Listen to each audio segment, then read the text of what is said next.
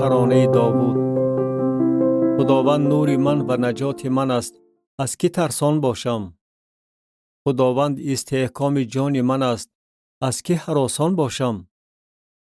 وقتی که بدکشان به من نزدیک شدند تا که گوشت مرا بخورند، عدویانم و دشمنانم خودشان ناکام شده افتادند. اگر در محاصره دشمن بمانم دلم نخواهد ترسید. اگر بر ضد من کارزار برپا شود، در آن صورت نیز توکل خواهم کرد.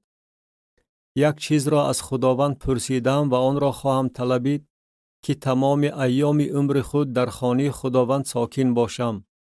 شفقت خداوند را مشاهده نمایم و در قصر او نظارت کنم. زیرا که مرا در روز تیره در خیمه خود پنهان خواهد داشت. در پناه خیرگاه خود رست خواهد کرد.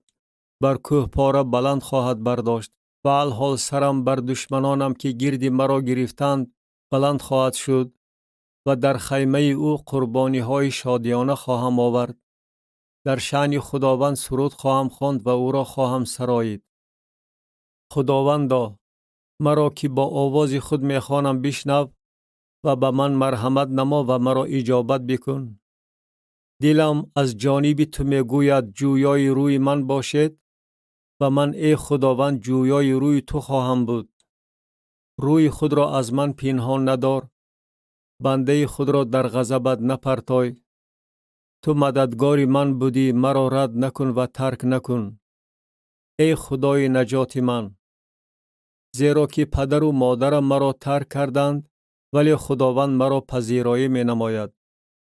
طریق خود را ای خداوند به من تعلیم ده و مرا برخلاف اراده بدخواهانم به راه راست انداز.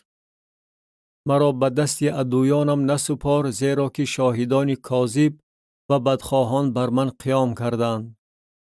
لیکن اعتقاد داشتم که لطف خداوند را در زمین زنده ها خواهم دید. به خداوند امیدوار باش، متین باش و دلت قوی خواهد شد. به خداوند امیدوار باش.